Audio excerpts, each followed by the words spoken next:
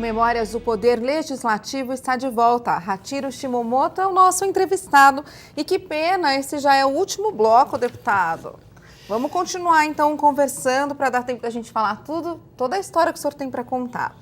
Eu quero saber, e me deixa muito curiosa, de que forma que o senhor batalhou aqui dentro pela representação da cultura japonesa.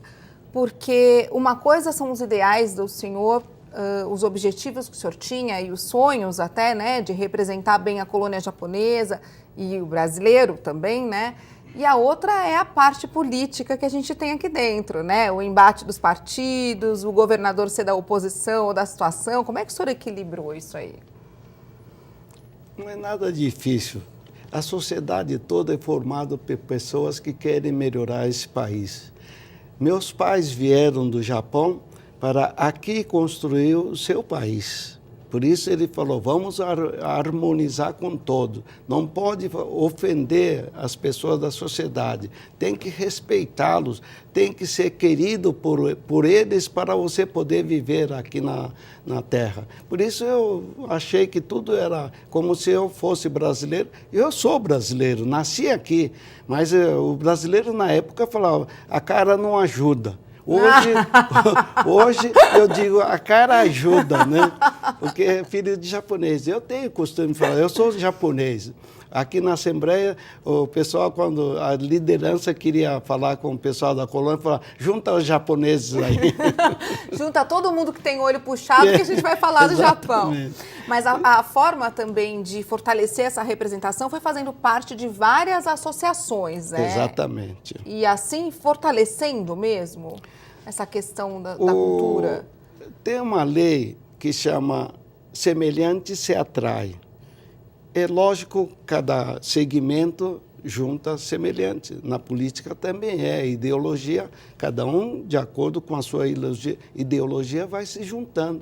E na comunidade também, eles têm eventos de festival japonês, embora não são só japoneses que vão lá, hoje são 99% é brasileiro que frequenta esses ambientes. E porque eu também tenho 78 anos, eu sou brasileiro. Então, na sociedade, os que gostam de karaokê vão lá na associação de karaokê, os que são de províncias diferentes, cada um sua província, nós temos 46 sociedades provincianas. Poxa. Então, eles frequentam cada um a sua província.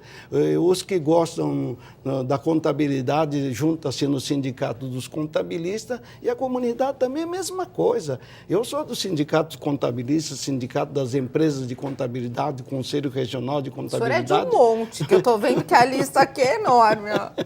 Então, eu convivo igualmente com todos eles e eu quero ver se eu, até morrer, eu faço alguma coisa longe, de bom. Se Deus quiser. Deputado, o senhor falou da igualdade, eu queria já entrar nessa pergunta do Estado-irmão, né, que São Paulo tem no Japão. O que significa isso? Atualmente só tem um Estado-irmão, porque tem de amizade, mas Estado-irmão que o governo federal autorizou na época só um só, Estado de São Paulo com a província de Mie. Então esses dois são estados-irmãos. Mas isso é para fazer negócio mesmo? Não, intercâmbio cultural. Intercâmbio cultural.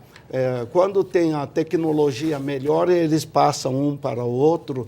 Em novembro do ano passado, o governador Suzuki esteve no Brasil e o governador Alckmin esteve presente nessa solenidade que comemorou 40 anos. E eu tive a feliz ideia de participar, 40 anos atrás, de formar Estados-irmãos. E nós também fomos até lá conhecer o Estado e a tecnologia de criação de bicho de seda eles nos transmitiram bastante e outras coisas mais. E foram muitas missões estrangeiras, né, ao Sim, longo dessas décadas também. Bastante. Eu já tive 19 vezes no Japão para várias coisas. Nunca fui ainda só a passeio, mas eu pretendo ir só a passeio para o Japão. Só foi a trabalho? Poxa. Não, e agora a gente vai falar do que eu falei no comecinho, né, do programa, do que eu falei na abertura, que foi essa homenagem que o senhor recebeu do imperador, que é a maior condecoração que existe, é isso, deputado? Olha, é um orgulho que me faz emocionar o fato de quando eu vou para o Japão e alguma vez sou convidado para tomar um chá com o imperador, ele me chama de Shimomoto, Shimomoto-san, ele fala assim. Olha então só. eu fico realmente orgulhoso. E o pai dele também, né, o imperador Showa, também eu tive bastante contato, né, a ponto de dormir no mesmo aposento que o hotel usou para o imperador. Depois disso, ninguém mais usa, mas como eu fui hóspede oficial do governador Ohashi de Wakayama, ele abriu as portas para que o casal Shimomoto pudesse ocupar esse aposento. Então, realmente é uma homenagem, nascido no Brasil, no Japão, nem perto deles a gente podia chegar, e aqui a ponto de ser homenageado com a Ordem do Sol Nascente, com laços de ouro, né? Comenda a Ordem do Sol Nascente, raios de ouro com laço. Raio de ouro com laço. Com laço. Isso é uma comenda chamado, no geral, de 3º grau, mas é mais alta a condecoração para um estrangeiro. Eu sou estrangeiro, porque nasci aqui. Então, eu fico realmente orgulhoso e eu ofereci essa condecoração imediatamente para meu pai. Embora ele não estivesse aqui, mas foi graças à educação que ele me deu que eu pude conviver com os brasileiros e ser respeitado até como parlamentar pelos brasileiros. Eu acho que foi mais pela educação, foi pelo nome que ele deu para o senhor também, né? Nome de guerreiro. É verdade, você lembra muito bem. O Japão teve uma guerra com a Rússia e o comandante russo ele tinha 38 navios de guerra. E o Brasil só tinha 6 navios. O Togo, rei Hachiro, o nosso comandante, ele afundou 33 naus russos e apoderou os 5 restantes. Desses 5 restantes, a primeira imigração veio chamado Kasatomaru, navio russo que o Japão apoderou. Então, meu pai achava, era admirador, seu admirador, então achava, se o primeiro filho que nascer, ele vai ser Hachiro Shimomoto. Agora eu quero saber, desculpa interromper o senhor, com o nome de guerreiro, o senhor passou aqui mais de 2 décadas, como é que a Assembleia Legislativa contribuiu para todo o sucesso que o senhor teve com os projetos de lei, até para chegar numa homenagem como essa tão importante, a mais importante, né, do imperador? É verdade. O que a Assembleia enraizou no senhor, que o senhor levou para a vida toda? Eu acho que tudo ao seu tempo vai se realizar. Essa é a minha feliz participação, como uma dedicação do que o Brasil me proporcionou, a mim, minha família e a sociedade japonesa que veio para o Brasil e está orgulhoso de ter vindo para o Brasil e ser brasileiro. Esse é o maior orgulho que os japoneses descendentes têm, de ter estado, ou estando aqui, ter participado da sociedade brasileira e consagrar que esse é o melhor país do mundo para se viver.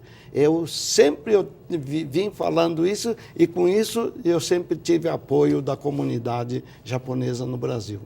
Esse fortalecimento da democracia que a gente também falou no começo, que é tijolinho por tijolinho que se constrói, com a participação de cada deputado que ficou um mandato, ou 6, como o senhor ficou aqui, isso o senhor constata também? A instituição, a casa, ela trabalhou nesse sentido, com importância, Sim. deputado? Eu acho que os brasileiros são um povo que já por sua natureza é formado pelos imigrantes estrangeiros, primeiramente de Portugal, da Espanha, Itália, Alemanha e outros que vieram, né, Japão, e formou uma brasilidade diferente de outros países que cada um tem a sua raça. Francês só tem francês, Itália só tem italiano. Brasil não. Brasil tem todas as raças que formam a brasilidade,